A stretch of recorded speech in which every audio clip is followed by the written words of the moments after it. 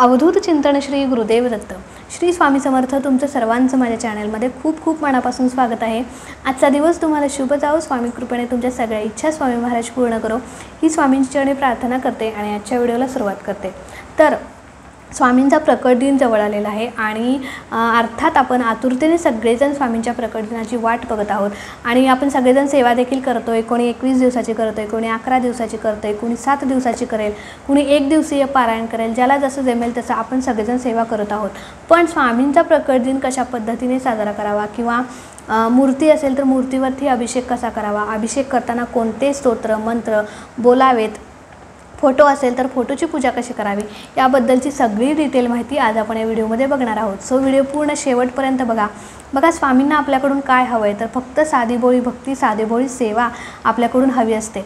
पण हे जरी खरं असलं, हे जरी सत्य असलं तरीसुद्धा आपण स्वामी सेवेत आहोत, आपण स्वामींच्या मार्गात आहोत, स्वामी आपल्या आयुष्यात आहेत, या अर्थी स्वामींचं आपण काहीतरी देणं लागतो। बघा, स्वामी आपल्याकडे कधीच काही मागत नाहीत, पण आपण दररोज स्वामींच्याकडे काही ना काही मागत असतो। माझं ही इच्छा पूर्ण करा, ती इच्छा पूर्ण करा। बघा, विचार करा, जर स्वामी आपल्या आयुष्यात नसते तर काय झालं असतं। मी तर हा विचार पण करू शकत नाही, कारण खरंच सांगते स्वामी साक्षीला आहेत। जे काही मी आज आयुष्य जगते, जे काही सुख, जो काही आनंद माझ्या आयुष्यात आहे तो फक्त स्वामींच्यामुळे आणि स्वामींच्या सेवेमुळे। तर खरंच सांगते स्वामींनी माझ्या आयुष्याचं सोनं केलेलं आहे आणि म्हणून स्वामी आपल्या आयुष्यात आहेत, म्हणून आपण देखील काहीतरी स्वामींचं देणं लागतो। स्वामींनी आपल्याला भरभरून दिलेलं आहे आणि यथाशक्ती यथाभक्ती स्वामींच्या प्रकट दिना दिवशी आपण देखील स्वामींच्यासाठी काहीतरी केलं पाहिजे आणि आवर्जून स्वामी भक्ताने प्रत्येकाने केलं पाहिजे। बघा, आता स्वामींचा प्रकट दिन कशा पद्धतीने साजरा करावा। आता प्रकट दिन 10 एप्रिल दिवशी सकाळी लवकर उठायचं आहे, स्नान वगैरे करायचं आहे। त्यानंतर तुमचं घर जे आहे ते सगळं स्वच्छ करा, उंबऱ्यावरती हळदीचं लेपन करायचं आहे। त्यानंतर मुख्य दरवाजावरती स्वस्तिक काढायचं आहे हळदी कुंकवाचं। त्यानंतर घर वगैरे स्वच्छ क्लीन करून झाल्यानंतर तुम्हाला घरामध्ये प्लीज त्या दिवशी बातम्या लावू नका किंवा निगेटिव्ह वाइब्स येतील असं काही करू नका। प्रसन्न वातावरण, भक्तिमय वातावरण घरात तयार करा। प्रसन्न वातावरणाने स्वामींच्या नामस्मरणाने तुमच्या दिवसाची सुरुवात करा। आता हे सगळं झाल्यानंतर तुम्हाला तुमची देवपूजा करायची आहे। देवपूजा झाल्यानंतर स्वामींच्या मूर्तीवरती अभिषेक कसा करायचा। बघा, आता स्वामींची मूर्ती असेल तर पहिल्यांदा सांगते आणि फोटोचं काय करायचं किंवा फोटोची पूजा कशा करायची हे देखील मी नंतर सांगते। आता जर बघा मूर्ती असेल तर पहिल्यांदा एका तांबणामध्ये तुम्ही स्वामींची मूर्ती घ्या आणि मूर्तीला बघा, मूर्ती अर्थात स्वामींचा प्रकट दिन आहे, वाढदिवस आहे। आपल्या मुलाबाळांचा वाढदिवस असल्यावर आपण किती उत्साहाने आनंदाने त्यांना जे काही हवं नको आहे ते बघतो, त्यांच्यासाठी अनेक काय करत असतो। आणि स्वामींचा प्रकट दिन, स्वामींचा वाढदिवस आहे, त्या दिवशी स्वामींना आपण उठण्याने अंघोळ घालायची आहे, उठणं लावा, उठण्याने स्वामींची मूर्ती स्वच्छ करा। त्यानंतर आता अभिषेक करायचा आहे। आता अभिषेक करताना पहिल्यांदा तुम्हाला कोणतेही सेवा करताना स्वामी स्तवन म्हणायचं असतं। आता स्वामी स्तवन वेगळं आणि स्वामी स्तवन मंडल वेगळं। स्वामी स्तवन हे नित्यसेवेच्या पुस्तकात पहिल्याच पेजवरती आहे, ते पहिल्यांदा तुम्हाला म्हणायचं आहे। त्यानंतर तुम्हाला अभिषेकाला सुरुवात करायची आहे। आता तुमच्याकडे जर गळती असेल तर गळतीने अभिषेक करा, तुम्हाला स्वतः हाताने अभिषेक करायचा असला तर तसंही करू शकता। आता अभिषेक करताना कोणत्या सेवा करायच्या, आता अभिषेक चालू करायचा आहे आणि तुम्हाला पहिल्यांदा अथर्व शीर्ष म्हणायचं आहे, त्यानंतर पुरुष सुक्त म्हणायचं आहे, त्यानंतर स्त्री सुक्त म्हणायचं आहे, त्यानंतर आता फलश्रुती म्हणायची गरज नाही, त्यानंतर पवनाम सुक्त एकदा म्हणायचं आहे, त्यानंतर रामरक्षा एकदा म्हणायची आहे, फलश्रुती म्हणायची गरज नाही। 1 ते 9व्या ओवीपर्यंत तुम्हाला रामरक्षा म्हणायची आहे। त्यानंतर श्री स्वामी समर्थ या मंत्राचा जप करत तुम्हाला 108 वेळा जप करत अभिषेक करायचा आहे। आता या सगळ्या सेवा करताना अभिषेक चालूच पाहिजे। मग अभिषेक तुम्ही पाण्याचा करा, दुधाचा करा, पंचामृताचा करा, मधाचा करा, ज्याने तुम्हाला शक्य होईल त्याने तुम्ही अभिषेक करू शकता। असं काही नाही की दुधानेच केला पाहिजे, पंचामृतानेच केला पाहिजे। आता सगळ्यात महत्त्वाचं, जर तुम्ही पंचामृताने अभिषेक करणार असाल तर पंचामृत हे फक्त दूध, दही, तूप, मध आणि साखर या 5 गोष्टींनीच किंवा 5 पदार्थांनीच पंचामृत तयार होतं। केळीचा समावेश चुकूनही पंचामृतामध्ये करायचा नाही। ज्यावेळी पण आपण स्वामींच्या मूर्तीवरती किंवा कोणत्याही मूर्तीवरती अभिषेक करतो त्यावेळी त्या पंचामृतामध्ये केळाचा समावेश अजिबात करायचा नाही। ही गोष्ट लक्षात ठेवा। आता अभिषेक वगैरे झाल्यानंतर तुम्हाला स्वामींची मूर्ती स्वच्छ करायची आहे।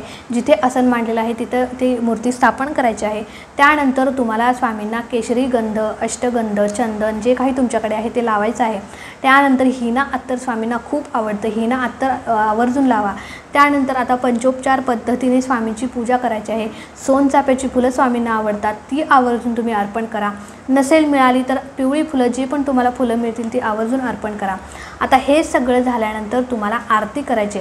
आता प्लीज कळकळून माझी विनंती आहे की या सगळ्या सेवा ज्या आहेत त्या सकाळीच करायच्या आहेत। आता ताई आमचं जॉब आहे, नोकरी आहे, प्लीज एक दिवस लवकर उठा। बघा दररोज किंवा दर गुरुवारी आपण फक्त श्री स्वामी समर्थ म्हणत अभिषेक करत असतो, पण स्वामींच्या प्रकट दिन आहे, त्यांचा प्रकट दिना दिवशी आपण या सगळ्या सेवा आवर्जून केल्या पाहिजे। एका दिवस लवकर उठून या सगळ्या सेवा केल्या तर काहीही बिघडत नाही। वर्षातून एकदा ही संधी आपल्याला येते, तर एक दिवस लवकर उठा आणि प्लीज या सगळ्या सेवा करा। आता हे सगळं झाल्यानंतर आरती करायची। आता आरती तुम्ही आणि ह्या सगळ्या सेवा सकाळीच करायच्या आहेत, दुपारी संध्याकाळी अजिबात नाही। आता आरती करताना तुम्ही सकाळी करू शकता 8:30ला, 8ला। तुम्हाला जर जॉबवरती जायचं असेल तुम्ही करून जा, 8ला करा, 8:30ला करा, 10:30ला करा, ज्यावेळी जमेल त्यावेळी करा। आता नैवेद्य दाखवायचा। आता अर्थात आपण सगळ्या महिलांना काम असतं, प्रकट दिन आहे, पंचपक्वान्न आपल्याला बनवायचे असतात आणि घरातली देखील इतर कामे असतात, त्यामुळे 10:30च्या आत नैवेद्य बनणं शक्य होईल नाही होईल, पण 10:30च्या आत नैवेद्य दाखवण्याचा प्रयत्न करा। आता सगळं हे झाल्यानंतर आता हे सगळं झालं, पूजा कशी, आता ही पूजा झाली, नैवेद्य झाला, आरती झाली। आता तुमच्याकडे जर फोटो असेल तर फोटोची पूजा कशी करायची बघा।